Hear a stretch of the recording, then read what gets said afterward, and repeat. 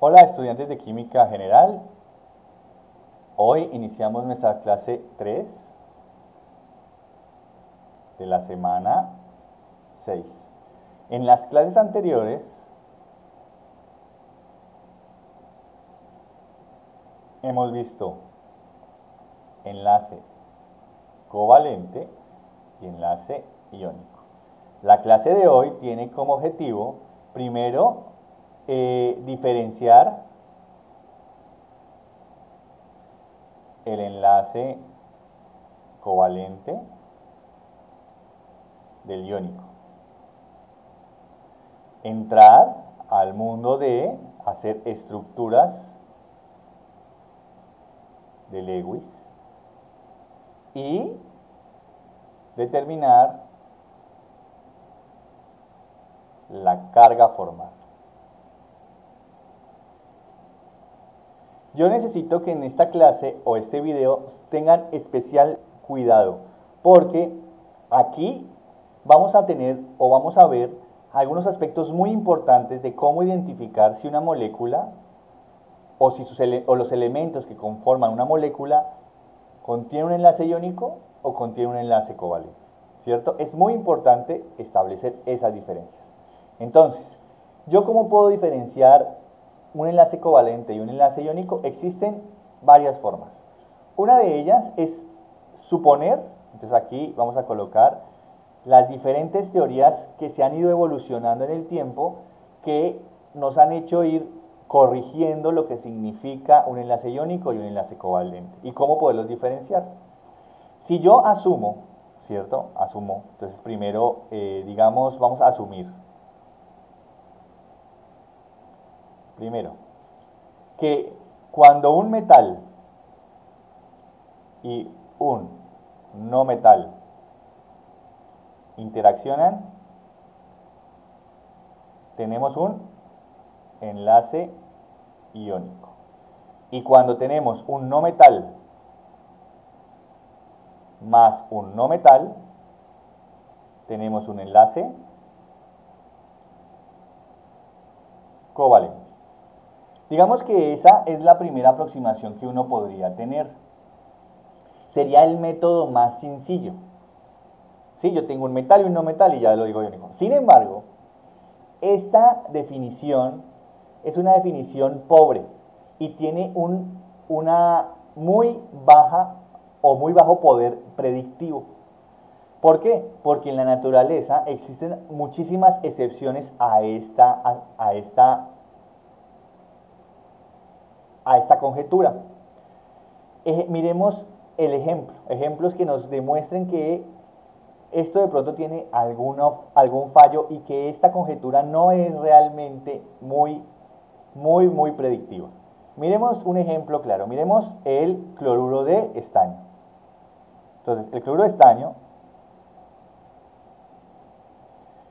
es una sustancia molecular incolora y líquida a temperatura ambiente. ¿Listo? Sin embargo, si ustedes se dan cuenta, el estaño yo lo puedo caracterizar como un metal y el cloro como un no metal. Yo de una vez, si yo asumo que nuestro modelo está completamente bien establecido, diríamos que esto es un enlace iónico. Sin embargo, las moléculas que tienen enlaces iónicos tienden a tener las siguientes características. Entonces, ¿qué características tienen las moléculas que tienen un enlace iónico? Tienden a ser sólidas a temperatura ambiente. Tienden a tener puntos de fusión, es decir, temperatura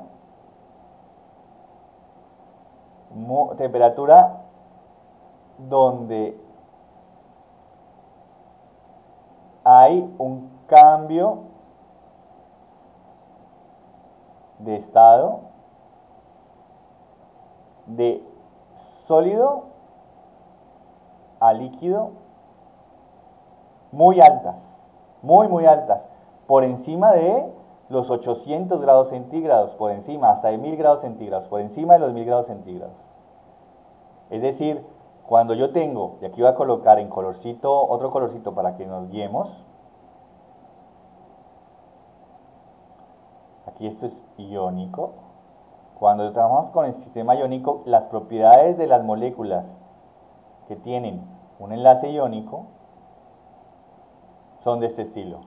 Son sólidos a temperatura ambiente, puntos de fusión muy elevados, y cuando hablo de puntos de fusión lo que estoy hablando es la temperatura a la cual ocurre un cambio de estado, es decir, que pasa del sólido a líquido muy alta.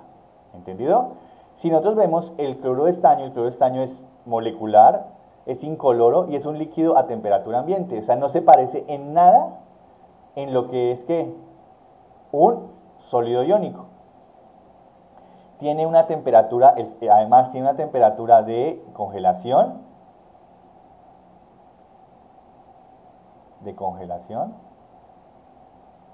de menos 33 grados centígrados, y además tiene una temperatura de ebullición de 114 grados centígrados. Si yo hago aquí algo muy sencillo, coloco aquí una línea recta, ¿cierto? Y yo digo aquí es 0 grados centígrados, imagínense, 0 grados centígrados. Por aquí será menos 33 grados centígrados, y aquí será, por acá sería 114 grados centígrados. Es decir, en esta región de menos 33 a 114 es un líquido, aquí es un sólido y aquí es un vapor, o sea, coloquémosle un gas. Ya más adelante, como ustedes van a estudiar y están estudiando ingeniería, se van a dar cuenta que es muy diferente tener un gas que un líquido. Son cosas muy diferentes. Pero bueno, ese no es nuestro problema acá, hasta ahora. Aquí estamos viendo el tetracloruro de estaño. Entonces, cuando yo paso de sólido a líquido, a temperatura a menos 73 grados centígrados, si yo voy así, de sólido a líquido, hubo una fusión. O sea, pasó de sólido a líquido. Si yo paso de aquí, de líquido a gas, hay una ebullición. Pero si yo me devuelvo, es decir, voy a colocar la flechita bien para que no se les olvide. Si yo voy de este punto a este punto, se llama condensación. Y si yo voy de este punto a este punto, se llama ¿qué? Congelación. Entonces, ¿qué es lo que está pasando? Una temperatura de congelación, es decir, que a temperatura ambiente, yo estoy como por acá, 25, digamos que estamos acá a 30 grados centígrados, el cloruro de estaño, ¿cómo es? Es un líquido. Si yo bajo la temperatura hasta menos 33 grados centígrados y lo congelo a menos 33 grados centígrados, se vuelve, si está aquí aquí está a menos 60, pues es un sólido. Si vuelvo y caliento, pues va a pasar de sólido a líquido, se llama la temperatura de fusión, en fin. Pero estas condiciones hablan de que el cloruro de estaño no es un sólido iónico, porque ¿cómo son los sólidos iónicos?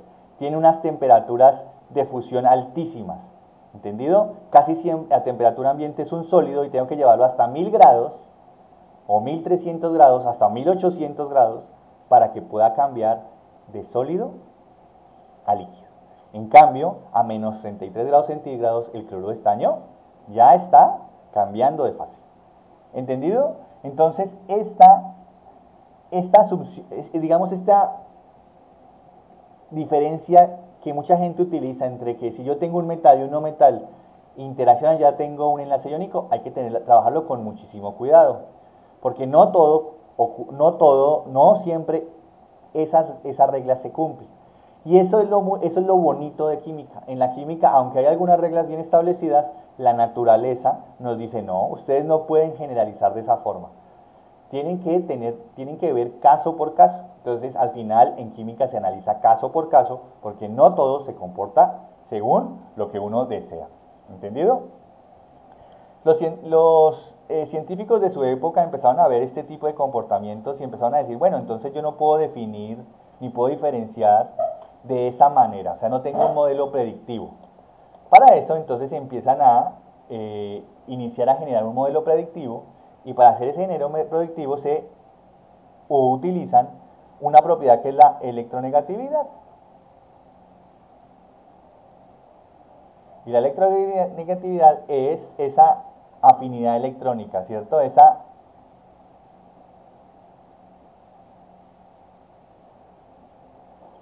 esa energía necesaria para transferir, esa capacidad que tienen los átomos en atraer electrones.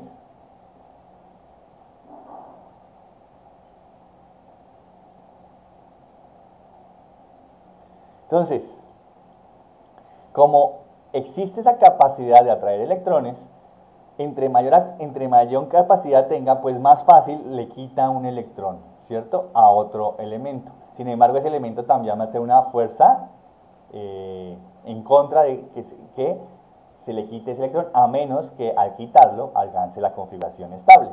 Entonces, miremos un ejemplo sencillo. Si nosotros tenemos como base lo que nosotros ya habíamos visto anteriormente, ¿cierto? Supongamos, miremos el cloruro de sodio. En el cloruro de sodio, la electronegatividad del sodio es 0,9 y la electronegatividad del cloro es 3.0. Es decir, que la diferencia va a ser 3.0 menos 0,9 y esto va a ser igual a 2.1. El cloruro de sodio es conocido por ser un compuesto iónico por excelencia. Entonces uno podría decir, todos los elementos, todas las moléculas que tengan diferencia en electronegatividad de 2.1 más superior o igual a 2.1, podríamos decir que tienen un enlace iónico, ¿ok? Entonces la electronegatividad ahora se empieza a utilizar como criterio para ver si es iónico o no iónico. ¿Listo? Entonces evolucionó el concepto. Claro, antes era metal y no metal, y si es así, ya con eso ya sé qué tipo de enlace es. Aquí lo que nosotros vamos a utilizar es la electronegatividad como criterio para indicarnos si la molécula tiende o no tiende a ser iónica o covalente. ¿Entendido? Ahora miremos, supongamos otros ejemplos importantes.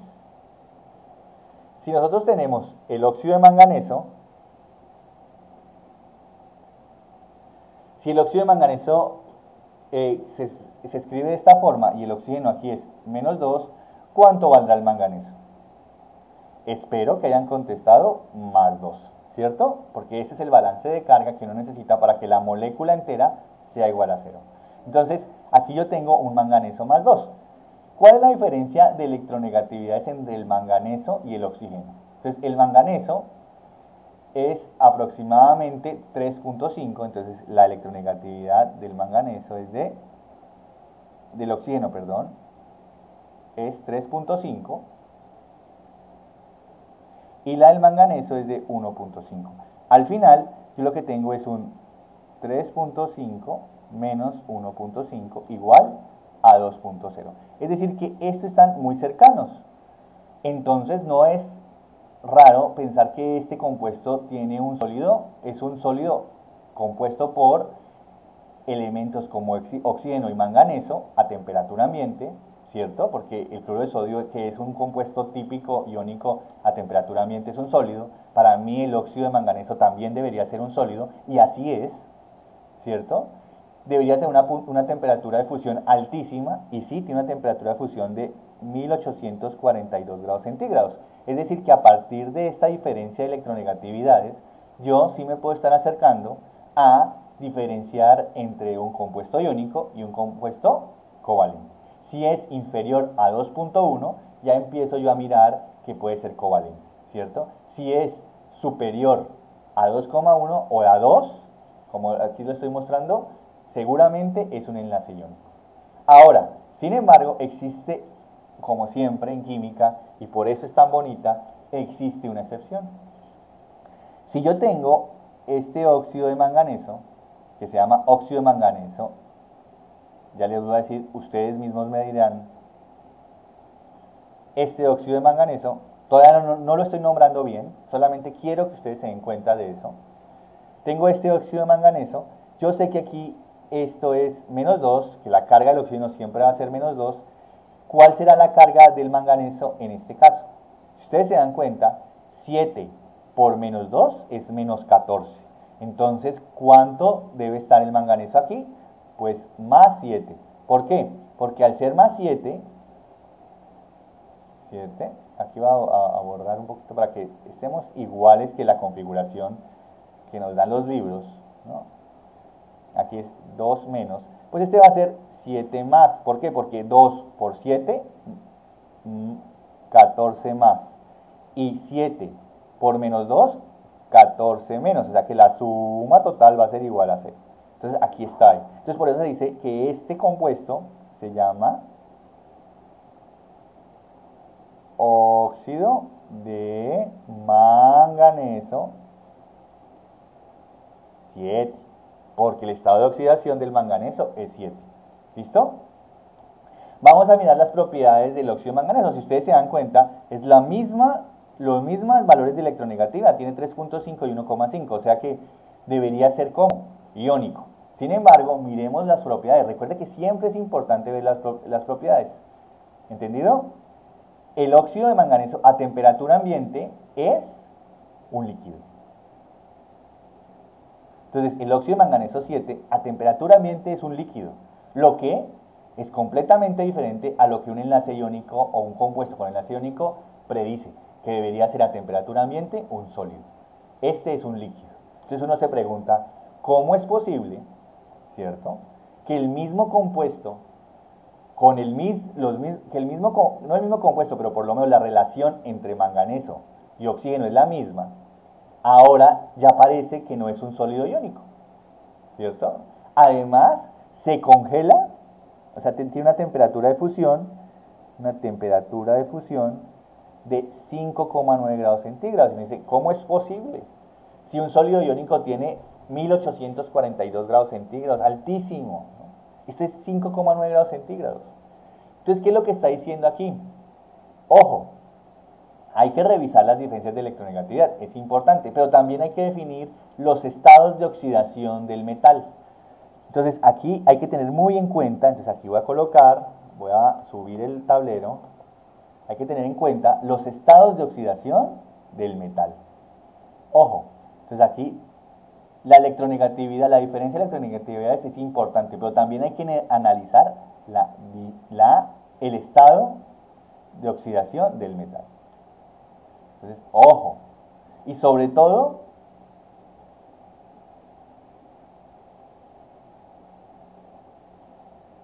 del metal.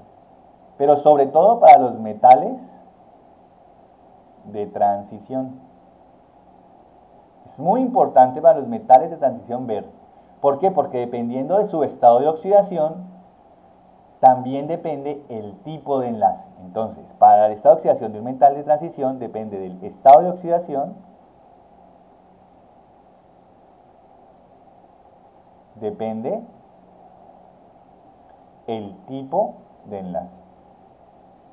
Entonces, este óxido de manganeso 7, con estas propiedades, debería ser covalente. Entonces, si ustedes se dan cuenta, yo aquí tengo manganeso 2 más, y aquí manganeso 7 más, ¿cierto? Y aparece una reglita que muchos químicos utilizan, además de la electronegatividad, y dice, sí, la electronegatividad me dice que debería ser iónico, pero como tiene un estado de oxidación tan alto, significa que tiende a ser covalente. Es decir, que yo podría decir que hacia allá aumenta aumenta la tendencia a generar enlaces covalentes. Entonces aquí se puede decir que los estados de oxidación, el aumento, el incremento en el estado de oxidación del metal de transición aumenta el grado covalente del enlace, ¿cierto? Mientras que el óxido de manganeso 2 es iónico, el óxido de manganeso 7 es covalente. Entonces aquí colocamos el ejemplo. Esto es iónico, pero si yo paso a esto es covalente. Pero aquí paso de más 2, aquí paso a, perdón, hago esto, 7. ¿Entendido? Espero hayan entendido. Si no entendieron, recuerden, yo estoy atento a sus preguntas.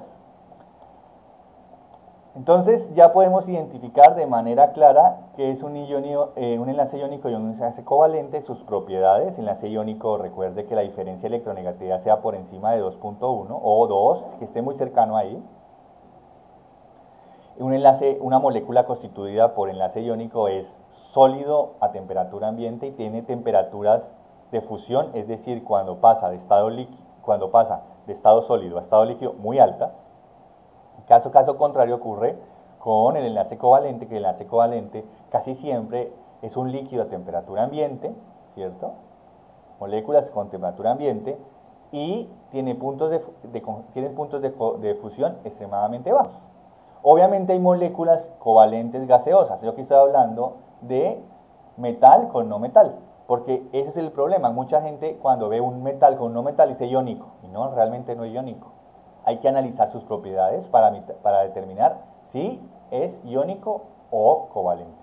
Pero esto ocurre cuando está trabajando con un no metal y un metal. Y aquí yo he trabajado con metales y no metales. Cuando yo tengo una combinación de no metal con no metal, muy seguramente es un covalente. ¿Sí? Cuando tengo hidrógeno con hidrógeno, pues eso es un covalente puro.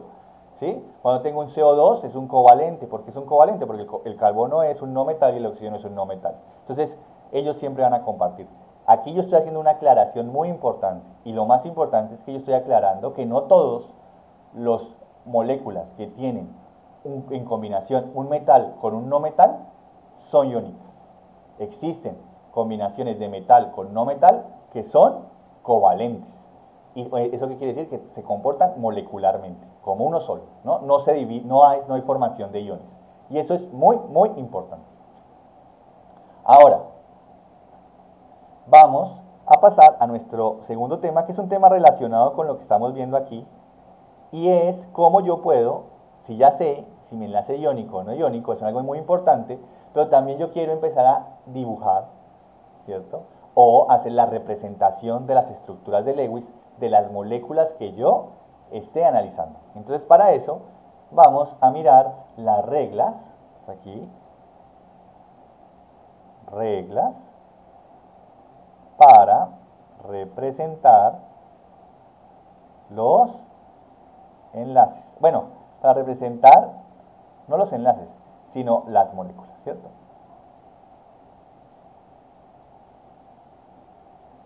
O estructura de Lewis. Listo. Entonces, para hacer una estructura de Lewis se necesita tener en cuenta unas reglitas muy sencillas. ¿Listo? Entonces, para eso vamos a hacer un ejemplo y dentro del ejemplo vamos sacando nuestras reglas. ¿Para qué? Para que no, pues para que lo hagamos en forma práctica. Entonces, lo primero que debemos hacer es, vamos a diseñar o vamos a hacer la representación de la estructura de Lewis del tricloruro de fósforo. Entonces aquí vamos a sacar aquí el tricloruro. Vamos a la molécula, el tricloruro de fósforo.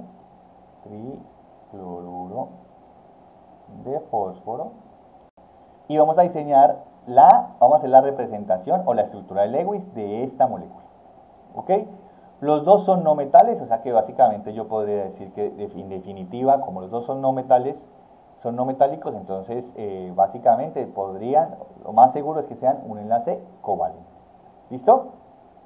Entonces, para poder dibujar mi estructura de Lewis, lo primero que yo voy a hacer es contar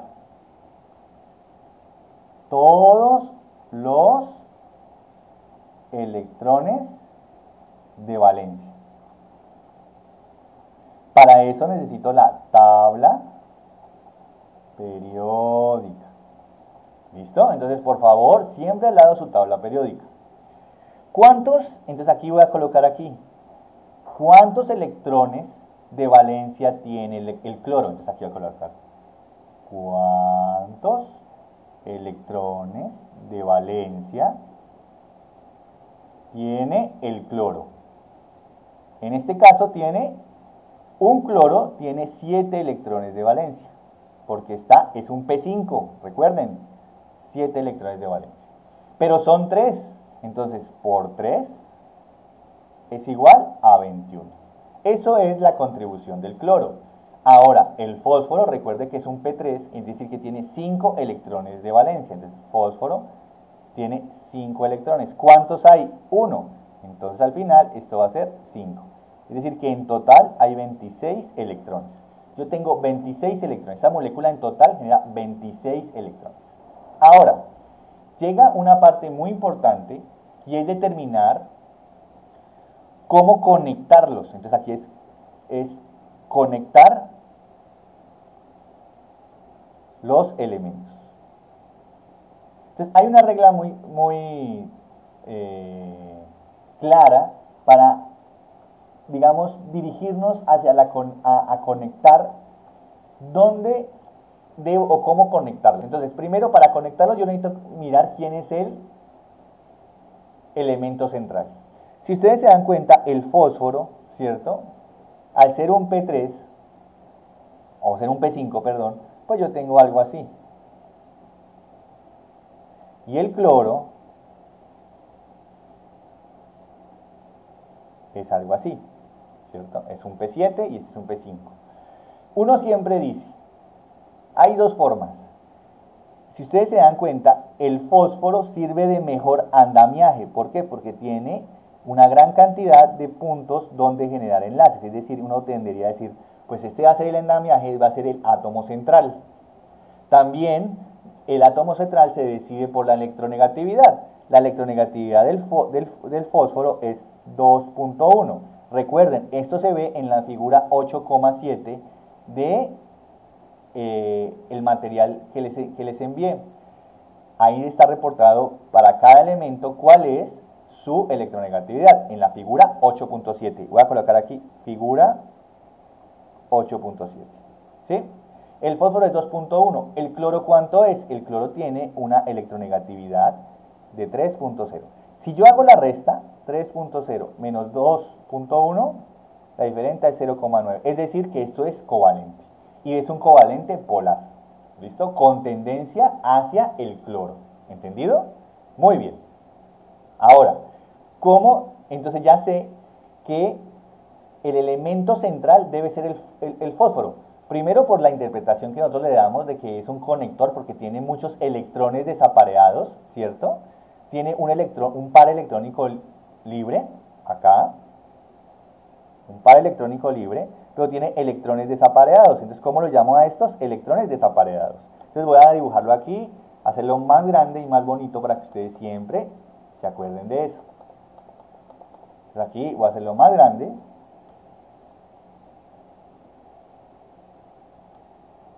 Y voy a colocarle los nombres. A estos, recuerde que esto ya lo habíamos visto, se llaman par electrónico.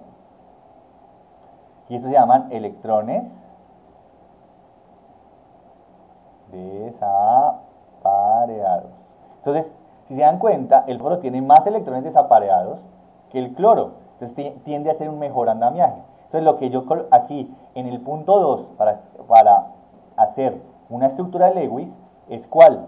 Colocar el elemento con más andamiajes o menos con una menor electronegatividad como átomo central. Entonces, aquí lo más importante es, y aquí voy a colocar nota, es colocar como átomo central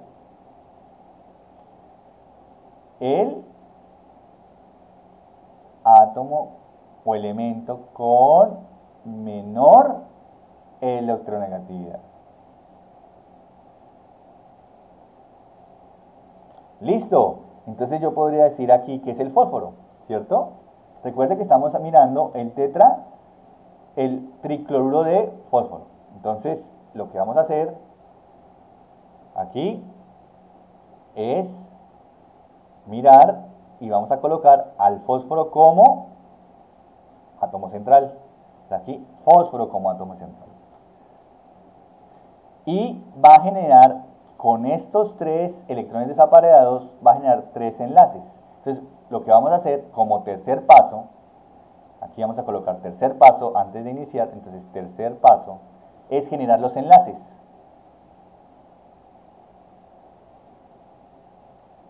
Entonces yo tengo al fósforo, ¿cierto? Y como sé, él me va a generar 3 enlaces, con cloro, cloro y cloro. Como ustedes saben, cada enlace significa ¿cuántos electrones? 2. Entonces yo aquí ya consumí 6 electrones. Yo tenía ¿cuántos? 26 electrones. Entonces yo tenía inicialmente, entonces aquí, inicialmente, tengo 26 electrones. Gasto 6 electrones y estos son debidos a ¿qué? A la formación de enlaces. 6, ¿por qué? Porque tengo 2, 4, 6. De los 26 electrones, 6 los gasté para generar 3 enlaces. ¿Y por qué generé 3 enlaces? Porque es un P5, ¿cierto? Y como es un P5, tiene 3 electrones desapareados, es decir, que el cloro, teóricamente, tendría que dar otro electrón. ¿Para qué? Para generar un enlace. Pero aquí ya tengo por lo menos al fósforo como átomo central y el cloro generando 3 cloros, generando un enlace acá, un enlace, ¿cierto? Entonces ya tengo 3 enlaces, es decir que consumí 6. ¿Qué quiere decir eso? ¿Que cuántos me quedan? Me quedan 20 electrones de sobra. Lo que voy a hacer es lo siguiente. Voy a colocar esos 20 electrones alrededor de todos los átomos para alcanzar ¿qué? Ojo, para alcanzar el octeto en cada uno de ellos. Entonces, si yo miro al fósforo, el fósforo ¿cuántos electrones tengo? Tengo 2, 4, 6. Le faltan 2. Entonces voy a colocar a 2 electrones. Es decir, que aquí menos 2 electrones del fósforo, en total me quedan 18 electrones. ¿Cierto? Vamos a mirar este cloro. Este cloro para generar un octeto tiene 2 acá, recuerde que está compartiendo, 2 acá, pero le faltan 6. Entonces voy a colocar 1, 2, 3, 4, 5, 6. O sea, tengo ya 6 cloros. Más estos dos de aquí, 8. Ya tengo balance, digamos, ya tengo el octeto para el cloro. Pero tengo que quitarle aquí ¿cuántos? 6 que coloqué. Entonces me van a quedar 12. 6 del cloro. Y vamos a colocarle cloro con puntito. Para que ustedes se acuerden que es... No, puntito no, porque tenemos muchos, ¿no? Cloro con un colorcito aparte. Para que ustedes se den cuenta, aquí vamos a colocar cloro. Estos 6 es por este cloro que colocamos. ¿Listo? Entonces me sobran 12 electrones. ¿Dónde voy a hacer ahora? Recuerde que la idea es que todos los elementos que componen la molécula queden con la regla del octeto. Entonces voy a utilizar aquí otros 6. 1, 2, 3, 4, 5, 6. Es decir, que voy a restar otros 6 electrones que se los puse a un cloro. Y aquí le vamos a colocar color así. Y entonces aquí es debido a este cloro. ¿Cierto? Ahora, miremos que me quedan 6 electrones. Porque al final aquí quedan 6 electrones. Lo resto. Y estos 6 electrones, pues ¿dónde los voy a poner? Aquí, 1, 2, 3, 4, 5, 6. Entonces, esto es debido a esos electrones. Entonces, aquí voy a restarle 6 electrones debidos a este cloro. Y aquí le coloco este color. Entonces, si ustedes se dan cuenta, al final ya todo me va a quedar 0. Es decir, ya puse todos los electrones que podía. Entonces, generé los enlaces y al final puse todos los electrones. ¿Listo? ¿Y me queda algún electrón por colocar? No, ninguno. Entonces, como no me queda ningún electrón por colocar, ya la estructura Lewis está lista. Aquí también hay que recordar, entonces ya la terminamos, pero hay que hacer otras reglas que más adelante las vamos a mirar, como que recuerde que para el hidrógeno no es un octeto, sino es un dueto, es decir, solamente dos. No es, sí es, ¿cierto? Sí es un dueto, no es un octeto. ¿Listo?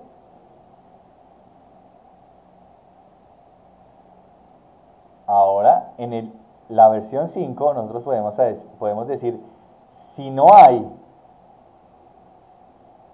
electrones suficientes, pruebe con dobles y triples enlaces. ¿Ok? Entonces, hagamos más ejercicios y miremos a ver un enlace que tenga dobles enlaces. ¿Listo? Vamos a colocar esta estructura. Es una estructura no difícil, pero ya con un nivel de complejidad un poquito más alto. Vamos aquí a colocar, por favor, hacer la estructura de Lewis del ácido cianhídrico. Es decir, HCl. ¿Listo? Entonces lo primero que voy a hacer es contar cuántos electrones hay, ¿no es cierto? Cuántos electrones en las capas de valencia nos aportan esos tres elementos que tenemos ahí. Hidrógeno, carbono y nitrógeno. El hidrógeno nos aporta 1, el carbono nos aporta 4 y el nitrógeno nos aporta 5. Recuerden, eso lo tienen que ver en la tabla periódica, pero es muy sencillo.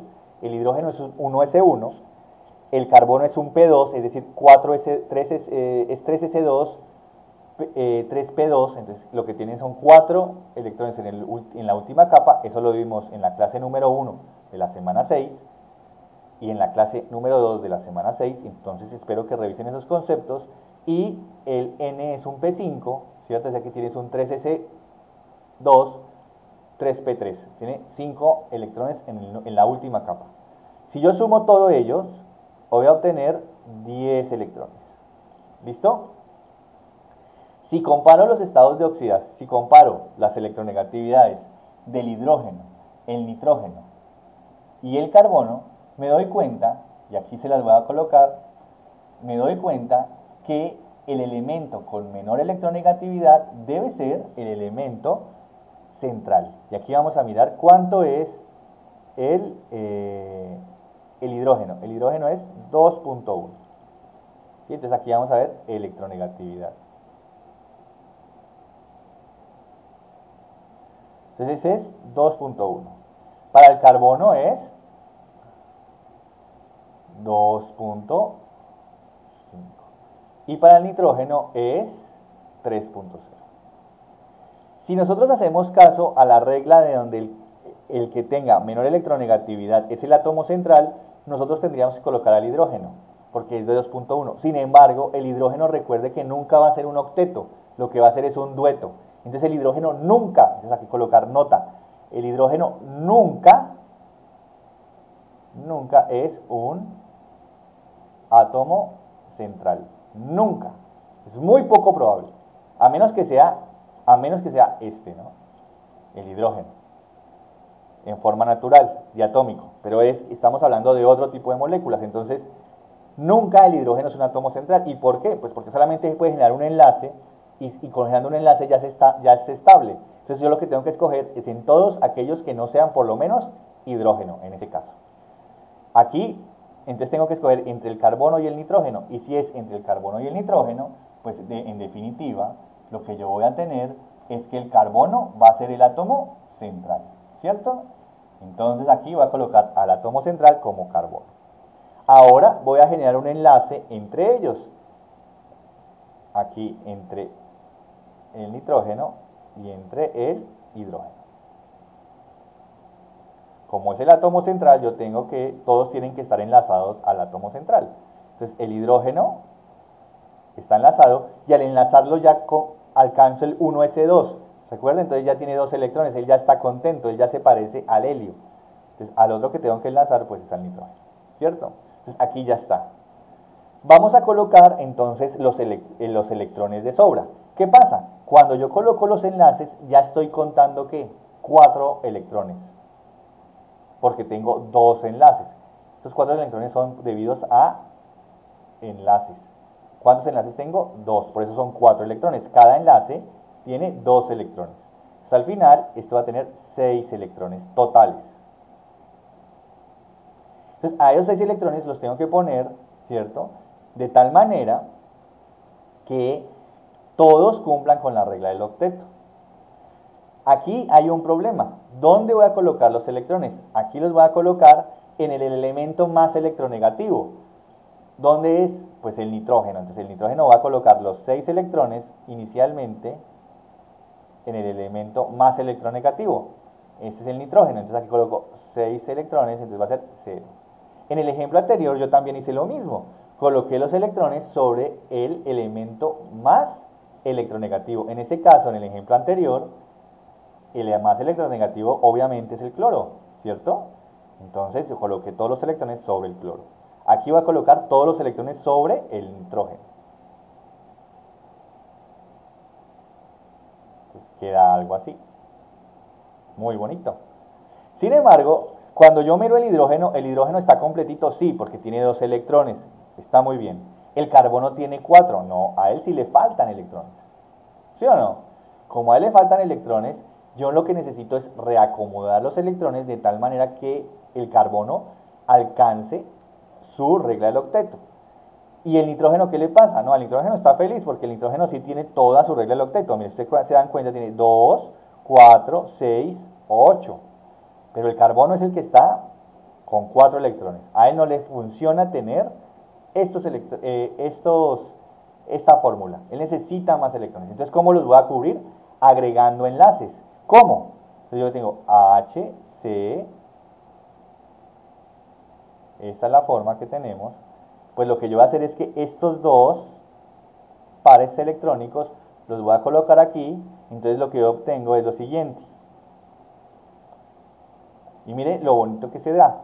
Aquí yo voy a tener HC1, 2, N, 1 y 1. ¿Sí o no? Estos, bueno, voy a colocarlos de aquí para que quede exactamente la misma estructura. Entonces, si ustedes se dan cuenta, aquí generé un doble enlace. Entonces ya tengo un doble enlace. Voy a contar la cantidad de electrones que tiene el carbono. En este caso tiene 2 aquí, 4, 6. Miremos el nitrógeno, tiene 2, 4, 6 y 8. El nitrógeno siempre está muy bien. El carbono todavía le faltan 2 electrones más. Entonces, ¿qué haría uno? Pues coloca un HC y coloca otro par, lo coloca acá. Entonces al final lo que voy a hacer es, no coloquemos ese par, que al final me quedaría una molécula muy feita de pintar, sino que vamos a colocar este de acá. Entonces al colocar este va a tener 1, 2, 3, un nitrógeno y aquí. ¿Cierto? ¿Eso qué significa? ¿Cuántos electrones tiene el carbono? El carbono tiene 2, 4, 6, 8. Muy bien, perfecto. ¿El hidrógeno cuánto tiene? 2, perfecto. ¿Y el nitrógeno cuántos tiene? 2, 4, 6, 8, perfecto. Es decir, que la molécula o la representación de Lewis es de esta manera. Y es muy interesante porque lo que te está diciendo a ti es que esa era la quinta regla. La quinta regla es, si los electrones no alcanzan, hay que generarlos con formación de doble enlace. Y esto es lo que se formó, con la formación de un doble enlace. ¿Entendido? Ok. Miremos una molécula como el C2H4. Ojo, aquí ya tenemos un problema, porque aquí el átomo central, ¿quién va a ser? Pues ustedes se dan cuenta, el carbono es 2,5 y el hidrógeno es 2,1. Pero recuerden, el hidrógeno nunca es un átomo central, no puede serlo, porque solamente puede generar un enlace. Entonces, a fuerza tengo que utilizar el carbono. ¿Pero cuántos hay? Hay 2 carbonos. Entonces seguramente van a ser estos 2 carbonos, van a ser ¿qué? Los átomos centrales. Entonces tengo que colocar carbono unido con un carbono. ¿Porque son qué? Átomos centrales. Y ahora tengo que colocar los hidrógenos. ¿Cuántos hidrógenos tengo que colocar? 4. Pues seguramente va a ser un hidrógeno acá, un hidrógeno acá, un hidrógeno acá y un hidrógeno acá. ¿Cierto? Así, los hidrógenos son externos y están cubriendo a todos los átomos centrales. Quiero mirar entonces cuántos electrones de valencia tiene esta molécula. Esta molécula tiene, el hidrógeno tiene 1, pero como son 4, entonces lo multiplico por 4, entonces tengo 4 electrones totales dados ¿por quién? Por el hidrógeno. Y el carbono tiene ¿cuántos? 4, pero cuando son 2, entonces porque son 2 elementos, entonces van a ser 2 átomos, perdón, sería 8 electrones. Entonces en total tengo ¿cuánto? 12 electrones. Al colocar estos, que ustedes ven aquí, al colocar esto que ustedes ven aquí, ¿cuántos electrones he gastado por formación de enlace? Entonces tengo 2, 4, 6, 8, 10. Tengo 10 electrones. Es decir que al final solamente puedo colocar 2 electrones más. ¿Dónde va a colocar esos 2 electrones? Entonces imagínate que los pongo acá. Entonces vamos ahora sí a contar cómo están cada uno de estos elementos en la molécula. El hidrógeno, ¿cuántos tiene? Como tiene un enlace, quiere decir que comparte 2 electrones, es decir que el hidrógeno está bien. Este hidrógeno está bien, este hidrógeno está bien y este hidrógeno está bien. Porque ya con el enlace quedó contento, ¿cierto? Ya con el enlace quiere decir que tiene 2 electrones. Ahora miremos este carbono. Este carbono que ustedes ven aquí tiene 2, 4, 6 y 8. Perfecto, está contentísimo porque tiene la regla del octeto. Pero miremos ahora este carbono. Este carbono tiene 2, 4, 6. Aquí es cuando la chicharra suena. Este carbono solamente tiene 6 electrones, necesita 8. Entonces, lo que yo puedo hacer es mover este par electrónico y colocarlo como enlace. Entonces, al final lo que voy a obtener es un C, doble enlace C, H, H, H, H. ¿Qué significa eso? Pues al final lo que yo tengo es, ¿cuántos electrones tiene este carbono que era el problemático? 2, 4, 6, 8. Perfecto, él está contento. Y miremos este carbono, 2, 4, 6, 8. Perfecto. Es decir que la representación de Lewis de esta molécula sería así. ¿Entendido? Yo creo que sí. Yo creo que es muy, muy sencillo. Vamos a mirar una molécula un poquito más compleja. No, pues no más compleja, porque todas son más o menos iguales. Vamos a colocar aquí al óxido nitroso, que se le conoce así, pero lo vamos a colocar de carga positiva. Es decir, que está cargado positivamente. Ojo, por favor, póngame en atención con este tipo de moléculas, porque ahora vamos a hacer estructuras de Lewis, no solo para moléculas neutras, sino para iones. ¿Entendido? Para un ion. Entonces vamos a mirar cómo se hace esto. Vamos a hacer el conteo de electrones. Entonces el conteo de electrones es cuántos nos aporta el nitrógeno. El nitrógeno es un P5, entonces dice 5 electrones. El oxígeno nos va a aportar, es un P4, es decir, nos va a aportar 6 electrones. ¿Sí? El nitrógeno es un P3. Se dice también P3, del grupo 5. Y el oxígeno es un P4. Entonces tengo 6 electrones en el valencia. Recuerde que el oxígeno, si no estoy mal, es un 3s2, 3p4. Entonces tengo 6. Y el nitrógeno es un 3s2, 3p3.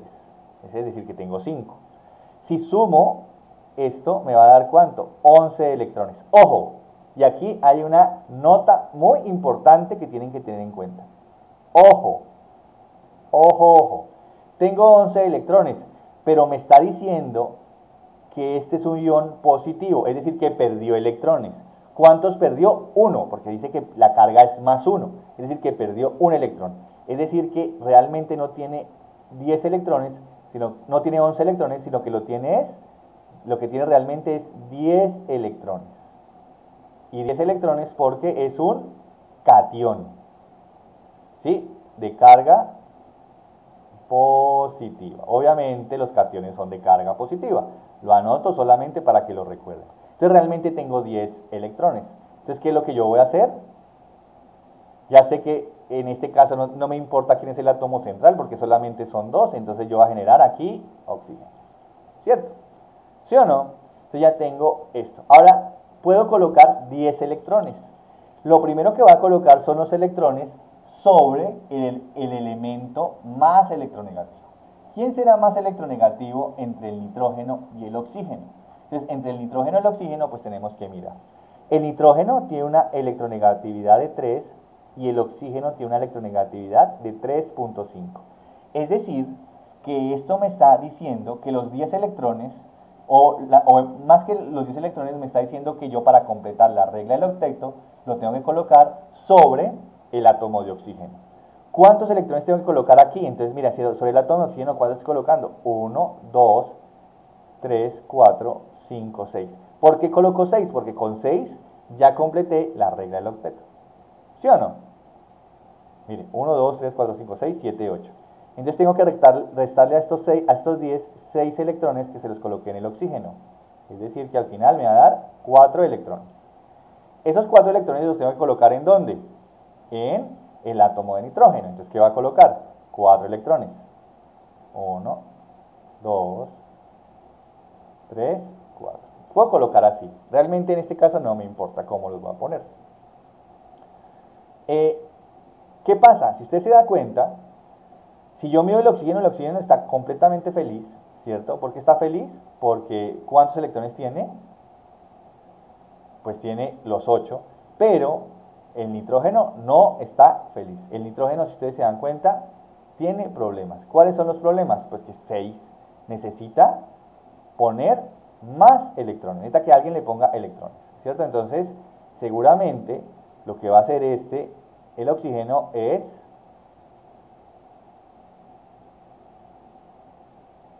colocarle aquí, ¿no? Y el colocarle ahí, pues ¿qué vamos a obtener? N. Ah, pero todavía nos falta, aquí tenemos un problema.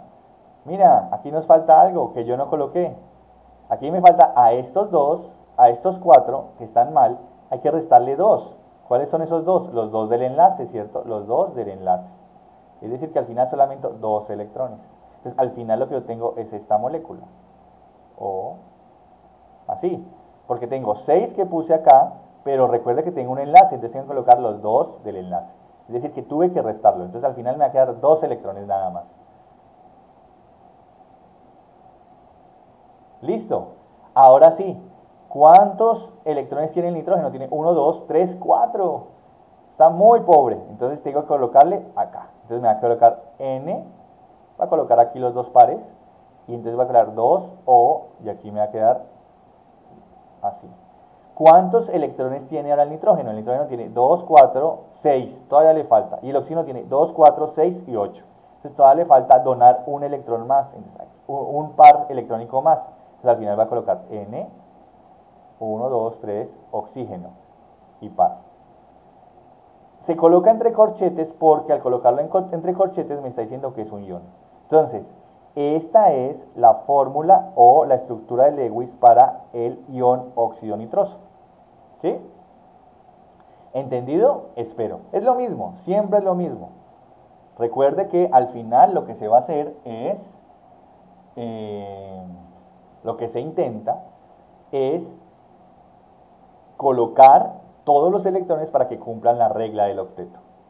Miremos otro ejemplo.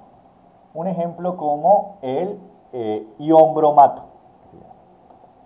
Entonces aquí vamos a colocar el ion bromato. Pero este es de carácter negativo. Entonces lo primero que va a hacer es calcular cuántos electrones en total tenemos. Tenemos, el oxígeno aporta 6, pero como son 3, entonces al final son 18. El bromo aporta 7, entonces hay que colocar oxígeno, y el bromo aporta 7, pero como solamente hay uno, entonces aquí va a tener 7. En total, la suma total es 25 electrones. Sin embargo, este está cargado negativamente, es decir, tiene un electrón de más. Hay que sumarle ese electrón, un electrón de más. Entonces, al final tengo 26 electrones. Listo. Ahora, tengo que mirar cuál es el elemento con menor estado de oxidación para colocarlo como elemento central o átomo central. El bromo tiene una electronegatividad de 2.8. En cambio, el oxígeno es de 3.5. Entonces creo que nos queda muy sencillo identificar qué es el bromo, ¿no? Entonces, El bromo tiene, aquí va a colocarlo, bromo tiene una de 2.5 y el oxígeno de 3.5. Si estoy bien, déjame revisar en la tabla periódica. Entonces me voy a la tabla periódica y miro la electronegatividad, y el oxígeno efectivamente es de 3.5 y el bromo es de 2.8, no es de 2.5 sino de 2.8. Sin embargo, no afecta en nada este resultado. ¿Por qué? Porque lo que me está diciendo al final es que el bromo debe ser el átomo central. Entonces voy a colocar aquí el bromo, y como es el átomo central, pues todos tienen que estar enlazados al átomo central. Entonces aquí tengo el oxígeno y el oxígeno. Listo. Ahora tengo 26 electrones. Al tener 26 electrones, tengo que colocar los electrones sobre el elemento más electronegativo. En este caso es el oxígeno. Entonces tengo que repartir esos 26 electrones. Entonces, aquí tengo 2, 4, 6. Es decir, que con eso ya tengo el octeto del oxígeno. 1, 2, 3, 4, 5, 6. Ya tengo el octeto. Y he gastado 12 electrones. 6 acá y 6 acá. Y aquí voy a utilizar más electrones. Entonces aquí es... Listo. Aquí 6 electrones. De estos 26 electrones, entonces tengo que mirar lo siguiente. Entonces aquí voy a colocarlos aquí para que no nos cause ruido. 26 electrones totales. Tengo que contar 6 electrones por enlace. 6 electrones por enlace. Y me gasté 18 electrones. 18 electrones. ¿En dónde? En obtener el octeto de los oxígenos, de cada uno de los oxígenos. Es decir, que al final esto es 26 menos 6, 20, menos 18, en total me da 2 electrones de sobra. Esos 2 electrones de sobra tendrán que ir acá. Y al final, como es un ion, tengo que abrirlo entre corchetes y cerrarlo el corchete y colocarle aquí negativo. ¿Entendido? Y esta sería la estructura de Lewis para el ion bromato, que como es de carga negativa. Y ojo, al ser de carga negativa, tuvimos que sumar un electrón. Caso contrario ocurriría si yo tuviera el fosfato, PO4 menos 3. Mira, no tengo que sumar un electrón, tengo que sumar ¿cuántos? 3 electrones. Imagínense. Entonces, el fósforo, ¿cuántos electrones da? Y el oxígeno, ¿cuántos electrones da? El fósforo da 5 electrones, si no estoy mal, sí, 5 electrones. Y el oxígeno va a dar ¿cuánto? 6 electrones. Entonces, es muy sencillo. Vamos a hacer lo mismo de siempre. Entonces, fósforo da 5 electrones y el oxígeno da 6. Pero el oxígeno, ¿cuántos son? 4, es decir que tengo 24 electrones. Y aquí tengo uno solo, entonces al final va a tener 5 electrones. ¿Por quién? Dados por el fósforo. Ahora, si lo sumo, va a dar 29 electrones. Ojo, pero eso es en estado elemental. Lo que aquí nosotros tenemos es un ion, y es un ion menos 3. Significa que a esta suma total tengo que sumarle 3 electrones más. Es decir, que al final va a obtener 32 electrones. ¿Cuál es el elemento más electronegativo entre el oxígeno y entre el fósforo? El oxígeno es mucho más electronegativo.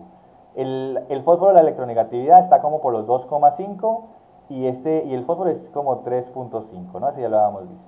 Entonces, esto inmediatamente me dice a mí que el fósforo es el elemento central, el átomo central. Entonces aquí voy a colocar fósforo. Tengo que generar los enlaces con los elementos periféricos. Aquí sería el oxígeno. Es decir, que de los 32 electrones totales, 8 electrones se me fueron ¿en qué? En enlace. Eso quiere decir que al final voy a tener 24 electrones. Y esos 24 electrones me tienen que servir aquí, ¿para qué? Para llenar que todos ellos, los oxígenos, tengan 8 electrones. ¿Por qué? Porque el fósforo ya los tiene, mire, el fósforo tiene 2, 4, 6, 8. El fósforo ya adquirió su configuración del octeto, pero los oxígenos no, entonces tengo que llenar. Entonces voy a colocar primero aquí 6, 1, 2, 3, 4, 5, 6. Entonces tengo 1, 2, 3, 4, 5, 6, 7 y 8. Porque recuerde que el enlace me aporta 2. Entonces ya tengo aquí un oxígeno. Es decir, que tengo que restarle menos 6. ¿Cierto? Ahora coloco el segundo, el otro oxígeno. Esto me va a dar otros menos 6 electrones. Y ahora coloco aquí y me da otro menos 6 electrones. Y coloco aquí y me da otros menos 6 electrones. Es decir que al final todo me da 0. Perfecto. Lo que yo hice ya es, ahora voy a cerrar porque es un ion. Y me da ion menos 3. Este sería la representación de Lewis del ion fosfato. Si ustedes se dan cuenta, todos cumplen, todo cumple la regla del octeto y se siente muy contento porque cada uno de los elementos tiene la regla del octeto, es decir, está estabilizado. Por eso, muchachos, cuando ustedes tienen este tipo de moléculas H3PO4, siempre se disocian ¿en qué? En 3H más PO4 menos 3. Se disocia completito, o sea, el hidrógeno se va, pero la especie molecular continúa. ¿Por qué esa especie molecular continúa? Porque está generando la regla del octeto para todos. Están muy estables, muy bien ¿qué? Están muy bien en términos de energía, están muy estables. Ok, si ustedes ven aquí, si yo les dibujo a ustedes aquí, supongamos este bromato, imagínense que ustedes tienen esta solución, NaBario3, pues esto se va a disociar en ¿qué? En sodio más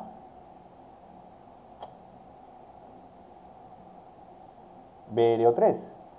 ¿Por qué? Pues porque el Bario3 es muy estable, si ustedes se dan cuenta, este ion bromato es muy estable, tiene todos los elementos que la componen, son moleculares, son covalentes, no se van a disociar y están como un ente total, van molecularmente y además están estabilizados porque cada uno de ellos tiene su regla del octeto completita y se siente muy contento.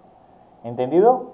Espero que me hayan entendido y para la próxima clase miraremos carga formal. Hasta pronto.